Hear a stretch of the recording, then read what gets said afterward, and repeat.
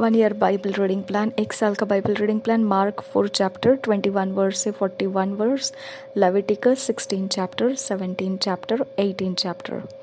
मरकुस रचित सुसमाचार 4 अध्याय 21 वचन से 41 वचन तक, लेव्य व्यवस्था 16 अध्याय 17 अध्याय 18 अध्याय। हम पढ़ेंगे इंग्लिश में किंग्स जेम्स वर्शन में से, हिंदी में पढ़ेंगे BSI बाइबल में से।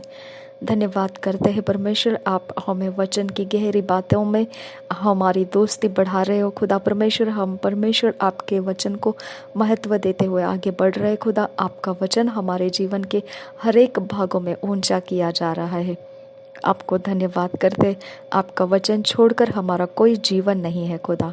Thank you Jesus Christ. धन्यवाद करते, इन वचनों के आधार से हमको और आगे गहरी बातों में लेकर जाइए। नासरी यीशु मसीह के नाम में मांगते हैं खुदा, सुन और कबूल कर। आमीन आमीन आमीन। हम पढ़ेंगे मार्क 4 चैप्टर 21 वर्स से 41 वर्स तक, किंग्स जेम्स वर्शन में से पढ़ेंगे। मार्क 4 चैप्टर 21 वर्स से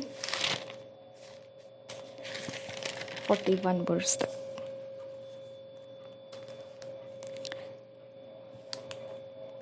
And he said unto them, Is a candle brought to be put under a bushel or under a bed, and not to be set on a candlestick? For there is nothing hid which shall not be manifested, neither was anything kept secret, but that it should come abroad.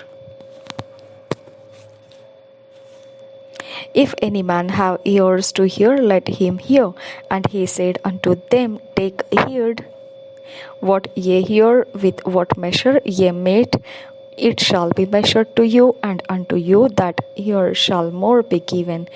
For he that hath, to him shall be given, and he that hath not, from him shall be taken even that which he hath.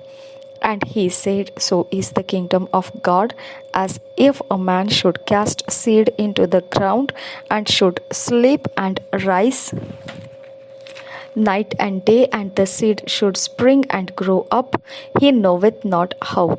For the earth bringeth forth fruit of herself, first the blade, then the ear, after that the full corn in the ear. But when the fruit is brought forth, immediately he putteth in the sickle, because the harvest is come. And he said, Whereunto shall we liken the kingdom of God? Or with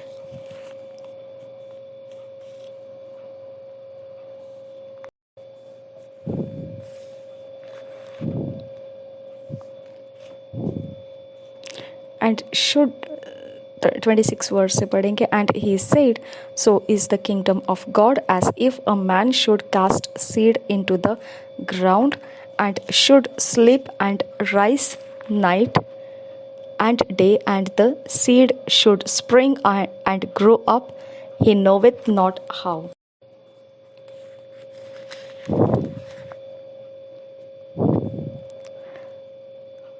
He knoweth not how. For the earth bringeth forth fruit of herself, first the blade, then the ear, after that the full corn in the ear. But when the fruit is brought forth, immediately he putteth in the sickle, because the harvest is come. And he said, Whereunto shall we liken the kingdom of God? Or with what comparison shall we compare it? It is like a grain of mustard seed, which, when it is sown in the earth, is less than all the seeds that be in the earth. But when it is sown, it groweth up and becometh greater than all herbs, and shooteth out great branches, so that the fowls of the air may lodge under the shadow of it. And with many such parables spake he the word unto them, as they were able to hear it. But without a parable spake he not unto them. And when they were alone, he expounded all things to his disciples, disciples. And the same day, when the even was come, he said unto them, Let us pass over unto the other side. And when they had sent away the multitude, they took him even as he was in the ship. And there were also with him other little ships. And there arose a great storm of wind, and the waves beat into the ship, so that it was now full. And he was in the hinder part of the ship, asleep on a pillow. And they awake him, and say unto him, Master, carest thou not that we perish? And he arose and rebuked the wind, and said unto the sea, Peace, be still. And the wind ceased, and there was a great calm. And he said unto them, Why are ye so fearful? How is it that ye have no faith? And they feared exceedingly, and said one to another, What manner of man is this, that even the wind and the sea obey him? मरकुस रचित सुसमाचार 4 अध्याय 21 वचन से 41 वचन तक हम पढ़ेंगे। BSI बाइबल में से दीपक का दृष्टांत। उसने उनसे कहा, क्या दिए को इसलिए लाते हैं कि पैमाने या खाट के नीचे रखा जाए? क्या इसलिए नहीं कि दीवट पर रखा जाए? क्योंकि कोई वस्तु छिपी नहीं, परंतु इसलिए है कि प्रकट हो जाए। और न कुछ गुप्त है, पर इसलिए है कि प्रकट हो जाए। यदि किसी के सुनने के कान हो तो वह सुन ले। फिर उसने उनसे कहा, चौकस रहो कि क्या सुनते हो। जिस नाप से तुम नापते हो, उसी से तुम्हारे लिए भी नापा जाएगा, और तुमको अधिक दिया जाएगा। क्योंकि जिसके पास है उसको दिया जाएगा, और जिसके पास नहीं है उससे वह भी जो उसके पास है ले लिया जाएगा।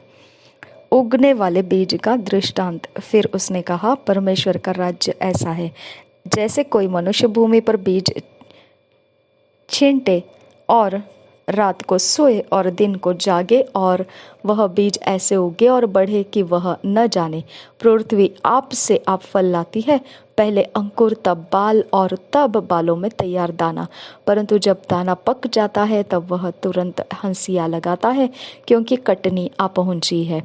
राई के दाने का दृष्टांत।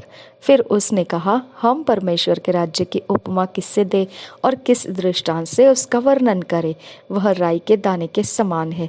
जब भूमि में बोया जाता है तो भूमि के सब बीजों से छोटा होता है, परंतु जब बोया गया तो उग कर सब साग पात से बड़ा हो जाता है, और उसकी ऐसी बड़ी डालियां निकलती है कि आकाश के पक्षी उसकी छाया में बसेरा कर सकते हैं।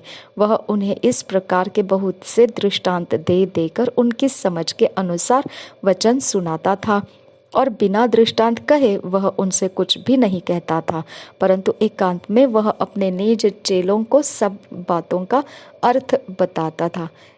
आंधी को शांत करना। 35 वचन से आगे। उसी दिन जब सांझ हुई तो उसने चेलों से कहा, आओ हम पार चले। और वे भीड़ को छोड़कर जैसा वह था वैसा ही उसे नाव पर साथ ले चले, और उसके साथ और भी नावें थीं।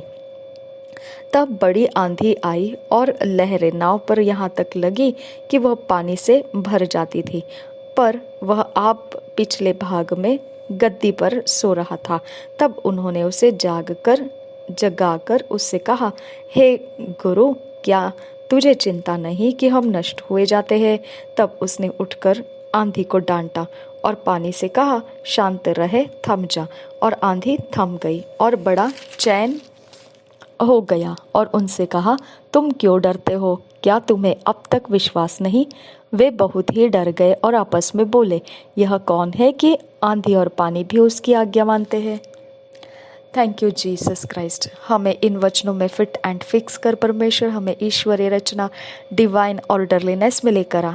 नासरी यीशु मसीह के नाम में विनती करते हैं, सुन और कबूल कर पिता। और हम तेरा धन्यवाद करते हैं पिता कि हम